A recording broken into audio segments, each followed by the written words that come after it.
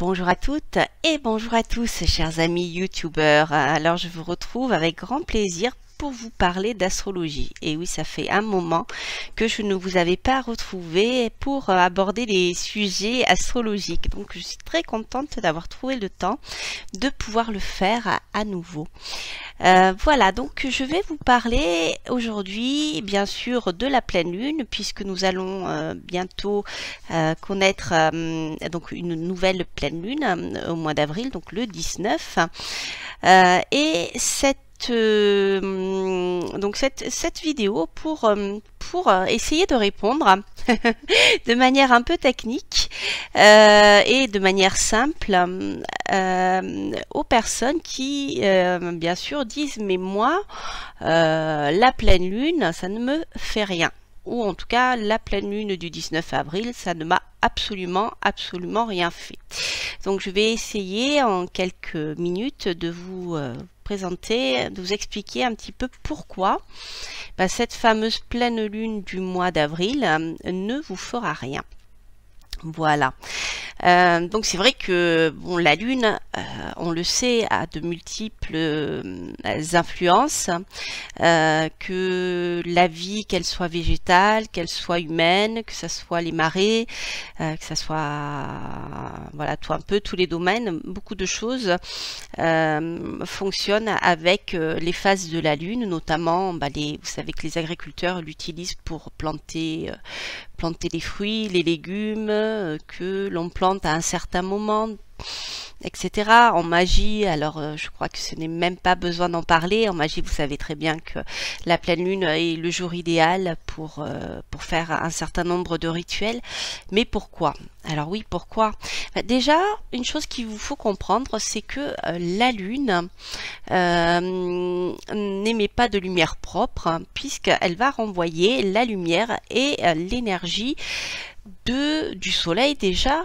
Lorsque la pleine lune, bien sûr, lorsque la lune est pleine, elle renvoie la lumière du soleil. Mais lorsqu'une lune va se retrouver à côté d'une planète, elle va se charger des énergies de cette planète, si je peux m'exprimer ainsi.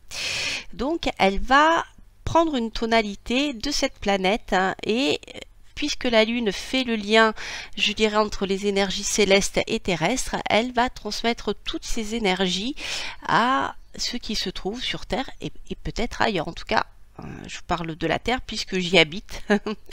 Voilà.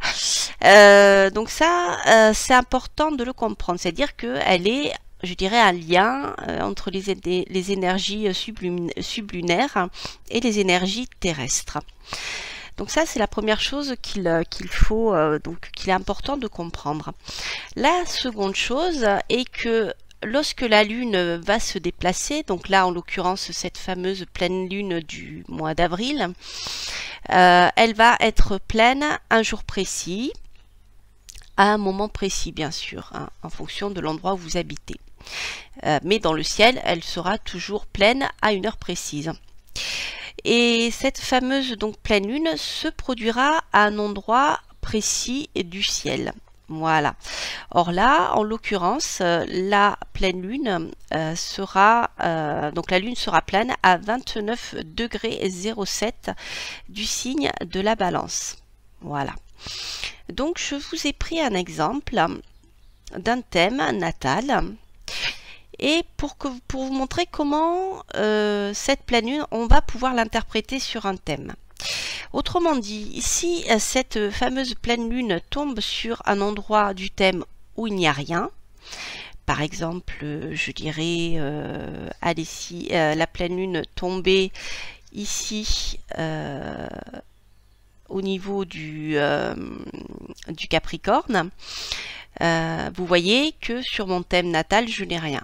D'accord? En face, en opposition, je n'ai rien non plus. Autrement dit, cette pleine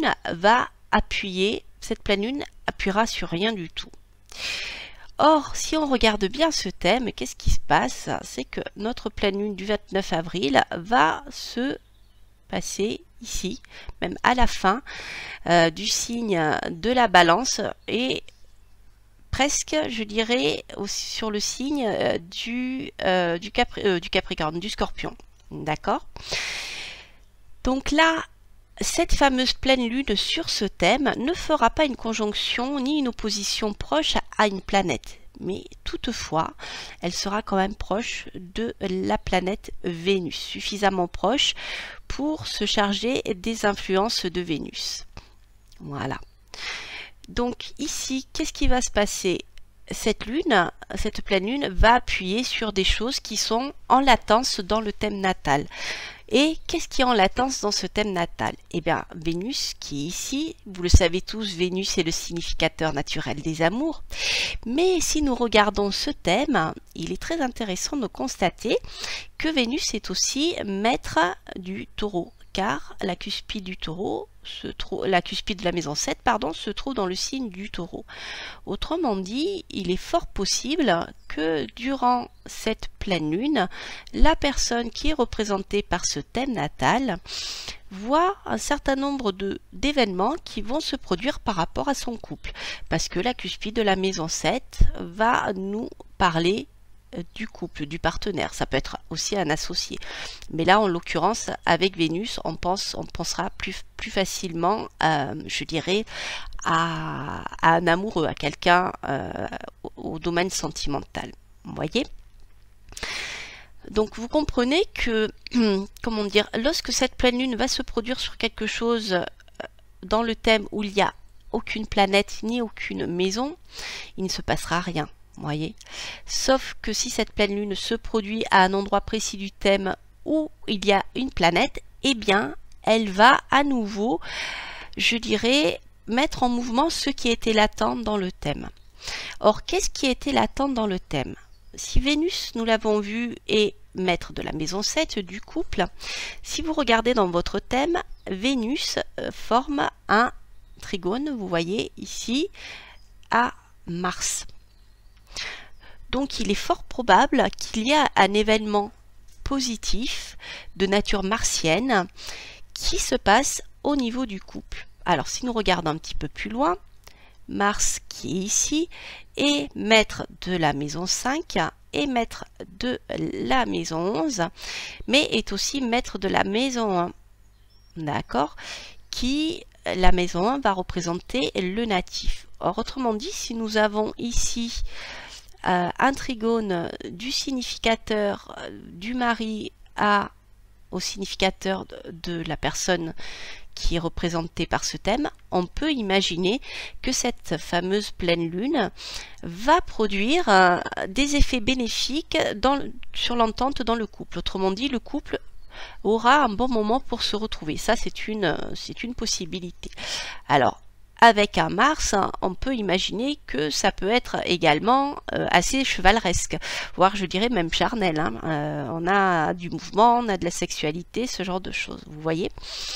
Donc ça, voilà, vous comprenez qu'en fait, une pleine lune, ou même je dirais une éclipse ou une nouvelle lune, lorsqu'elle va se produire sur quelque chose qui existe dans le thème, eh bien elle va appuyer sur la gâchette. Ça, c'est la première des choses. Mais je dirais que on ne s'arrête pas là en astrologie, on va plus loin. Autrement dit, on va regarder si par exemple, je vais prendre l'exemple des révolutions solaires, comme ici. Donc là, il s'agit de la révolution solaire de Madame X, dont le thème natal était ici. Nous allons regarder ce que ce thème natal, cette révolution solaire 2018, donc qui a commencé en septembre 2018 et qui est donc active jusqu'en septembre 2019, nous allons regarder de quoi elle nous parle. Alors déjà, nous regardons ici l'ascendant profecté, qui se trouve ici. Il se trouve dans le signe de la Balance. Le thème étant nocturne parce que le soleil ici se trouve sous l'horizon, on peut supposer que l'ascendant profecté a, je dirais, pour maître principal Vénus et non pas Saturne. Parce que Saturne est aussi exalté dans la Balance et en général, lorsque le thème est diurne, dans le signe de la Balance, c'est surtout Saturne qui sera pris en considération. Mais là, nous voyons que l'ascendant profecté qui est ici se trouve en Balance, et bien à nouveau dans ce thème natal, durant cette année de la révolution solaire, Vénus, les amours vont être mis à l'honneur. Alors, il est vrai que dans le thème de la révolution solaire, Vénus est maître de la maison 1, donc à nouveau le natif. Le maître de la maison 7 est en Mars. Et rappelez-vous, qu'est-ce qui se passait dans le thème natal? On avait un beau trigone de Vénus à Mars. Et ici, dans la révolution solaire, 1, 2, 3, on a un carré de Vénus à Mars. Donc, on a à nouveau un lien entre le significateur de la personne, donc qui est représenté par ce thème, et à nouveau le mari, le conjoint, la personne avec qui elle vit une histoire, je dirais, construite, établie. Qu'est-ce que ça veut dire? Ça veut dire tout simplement que la révolution solaire va en effet réactiver ce qui est écrit dans le thème natal. Et comme dans le thème natal, il s'agissait d'un trigone, eh bien c'est le trigone qu'on va prendre en considération et non plus le carré. Voilà, donc je ne vais pas rentrer dans les choses trop techniques parce que dans cette vidéo, parce que c'est pas l'objectif, mais c'est vraiment pour que vous compreniez que lorsque une pleine lune se produit, eh bien, si elle se produit sur rien dans le thème natal, il ne se passera rien. Autrement dit, en effet, nombreux d'entre vous vont dire, mais moi, cette pleine lune du 19 avril, ça m'a absolument rien fait. Ça n'a agi ni sur mon sommeil, ça n'a agi ni sur mon travail, ni sur mes amours. Alors je vous parle de travail parce qu'ici nous avons un exemple assez clair, je dirais, du domaine affectif.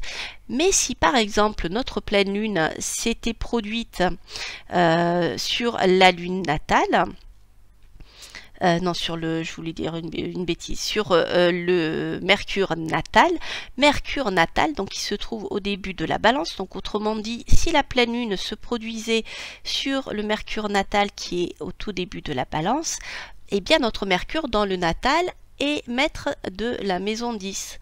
Donc, est maître de tout ce qui va représenter le travail, le succès, les honneurs, ce genre de choses. Autrement dit, notre pleine lune, à ce moment-là, n'aurait pas activé le domaine sentimental, mais aurait activé le domaine du travail. Et qu'est-ce que nous dit Mercure dans ce thème? Mercure est maître de la maison 10 en 10, ce qui peut indiquer que la personne, donc représentée par ce thème, pourrait avoir peut-être un nouveau contact sur le plan du travail ou une évolution sociale en fonction de l'état de Mercure. Mais comme Mercure, bien sûr, ici a quitté le signe de la Vierge, il peut représenter plusieurs activités, ou il peut représenter de l'instabilité tout de même dans le travail. Vous voyez?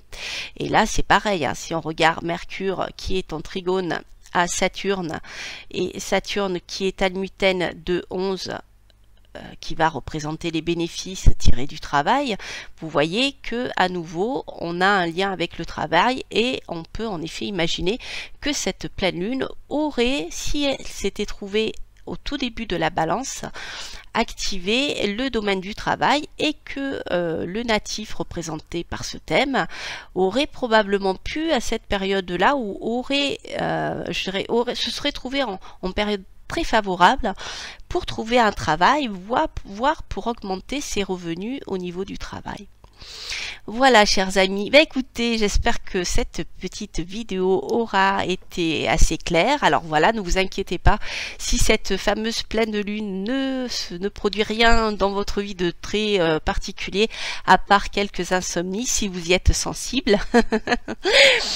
Voilà, donc voyez, c'est pas aussi simple, donc mais c'est ça aussi qui fait l'intérêt de l'astrologie, c'est-à-dire quand on dépasse les analyses premières en astrologie et quand on rentre dans les détails de ce que peut nous dire un thème, vous voyez jusqu'où on peut aller. Voilà, donc surtout Surtout, regardez bien le ciel. Si l'astrologie vous intéresse, prenez le temps d'étudier en détail ce genre de choses. Vous verrez sur ma chaîne YouTube, je donne quelques clés pour analyser des thèmes horaires.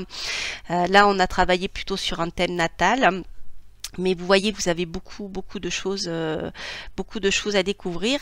L'astrologie n'est pas compliquée, hein, contrairement à ce qu'on peut dire. C'est vrai que c'est un peu abstrait. Il y a un langage, un vocabulaire à apprendre. Mais une fois qu'on connaît le vocabulaire et quelques règles de grammaire, on peut construire des phrases comme dans le tarot, comme dans le Petit Lenormand, et commencer à faire des prédictions. Voilà. Écoutez, je vous souhaite une très bonne pleine lune, donc à venir, et puis je vous souhaite bien sûr plein de bonheur, restez optimistes et je vous dis à très bientôt pour de prochaines aventures. Bye bye.